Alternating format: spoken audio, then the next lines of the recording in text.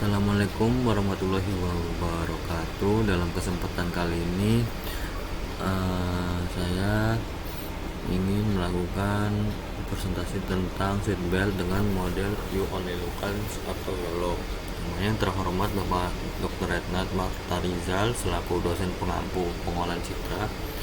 Di sini saya ada outline ya dari pendahuluan dan jalan pustaka, metode, hasil dan kesimpulan. Nah, kita tahu bahwasanya pendeteksian seatbelt itu dalam melakukan e-tilang, elektronik tilang itu masih sangat rendah untuk performanya. Hal itu meningkatkan sebuah inovasi terbaru lagi untuk melakukan e-tilang yang lebih baik, yang mana mungkin untuk mendapatkan datasheet dari atas gedung dan dari atas penyeberangan jalan maupun di atas. Nah, e-tilang ini berguna sekali dalam melakukan penindakan serta tidak akan mengakibatkan kecelakaan bagi pengendara. Apabila misalkan ada polisi lewat, pasti jiwa dan raga kita tuh akan lebih terpacu adrenalinnya daripada e-tilang. Jadi kita tidak terasa bahwasanya nantinya akan dikasih surat e-tilang.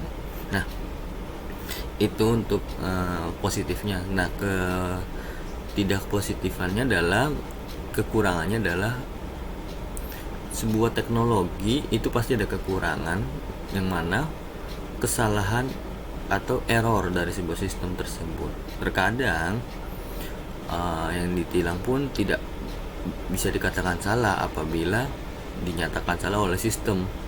Nah, oleh karena itu adanya secara manual lebih detail lagi untuk melakukan penilangan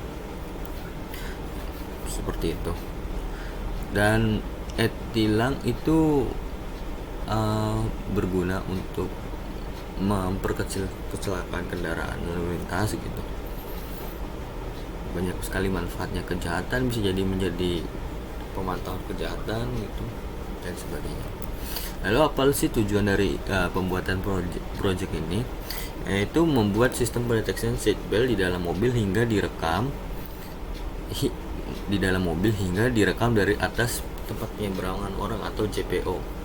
Yang kedua adalah melakukan perbandingan antara kamera di dalam mobil dan di luar mobil. Nah, kita tahu image processing merupakan atau pengolahan citra merupakan manipulasi dan interpretasi digital dari citra dengan bantuan komputer, yang mana yang dikomputasi tentunya. Citra sendiri memiliki fungsi dari intensitas cahaya yang dipresentasikan ke dalam bidang dua dimensi. Nah, oleh karena itu, dalam hal ini kita melakukan pemrosesan video, yang mana outputnya akan keluar video, dimana definisinya adalah menyediakan video cahaya tampak berkualitas tinggi untuk konsumsi manusia. Pemrosesan digital pun mencakup banyak pendekatan yang berasal dari prinsip-prinsip penting pemrosesan citra atau gambar digital. Nah, untuk convolutional neural network ini sebenarnya dia metode dari sebuah deep learning, yang mana eksistensinya biasanya itu melakukan pengolahan citra sebagaimana berikut. Di sini ada inputan ini dicuplik dengan konvolusi, lalu dikonvolusi, yaitu dimana fitur ekstraksi di dalam ini.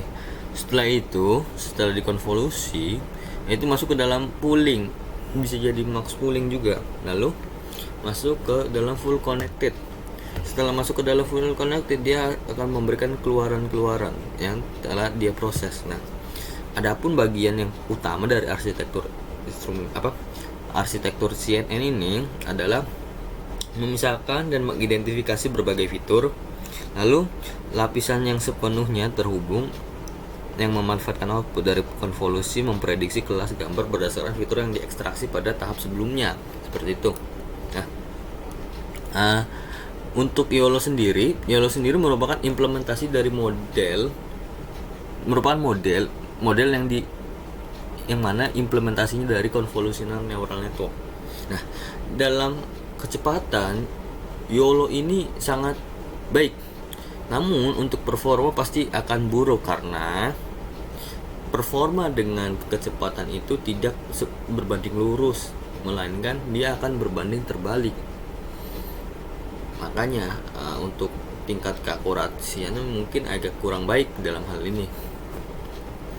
Mengapa demikian saya menggunakan ini? Karena untuk mencari sistem yang sudah digunakan oleh project sebelumnya yang dikerjakan itu masih kurang banyak maupun masih banyak disembunyikan. Berikutnya ada metode di mana ini merupakan spesifikasi dari library-nya, di mana dalam pengujian ini kita menggunakan OpenCV NumPy Imutils, yang mana versi OpenCV-nya 4,2, NumPy-nya 1,19, Imutils-nya 0,5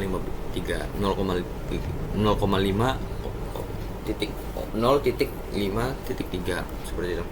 Nah, untuk melakukan perancangan datasheet-nya adalah memasukkan inputan data, lalu membuat direktori yang baru tentunya, lalu simpan data tersebut ke dalam direktori yang telah dibuat. Nah, dari data tersebut kita panggil lagi data yang tersimpan di direktori untuk dilakukan pemrosesan seperti itu.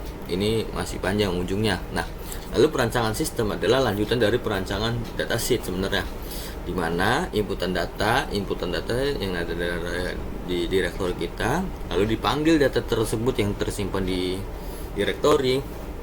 Setelah dipanggil, dia akan melakukan pre-processing dengan model tentunya. Di sini pre-processing dulu modelnya, lalu model yang sudah di pre-processing dilakukan proses dengan data inputan, lalu akan menghasilkan tidak terdeteksi dan terdeteksi. Dalam hal ini sistem yang digunakan adalah true or false. Nah, berikut ini adalah hasil dari pendeteksian, yang mana dalam hal ini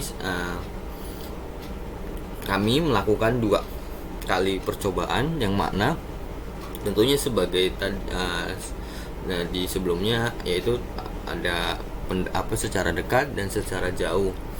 Secara dekat telah terdeteksi, namun jika jauh dia agak kurang terdeteksi. Nah, di sini bisa dilihat di serial numbernya, bisa dilihat di serialnya, itu dia tidak dapat terdeteksi apabila di jauh, karena sistemnya juga yang kurang dan hardware yang digunakan juga belum cukup mumpuni, seperti itu.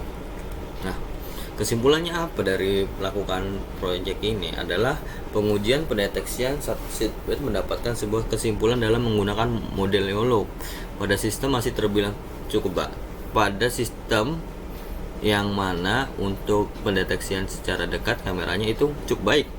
Namun apabila objek yang diterima lebih dekat itu akan objek yang jauh itu akan buruk. Nah, namun bisa diperbaiki kembali sebenarnya sistem ini dengan waktu yang cukup sedikit lama, memakan waktu. Lalu sarannya apa?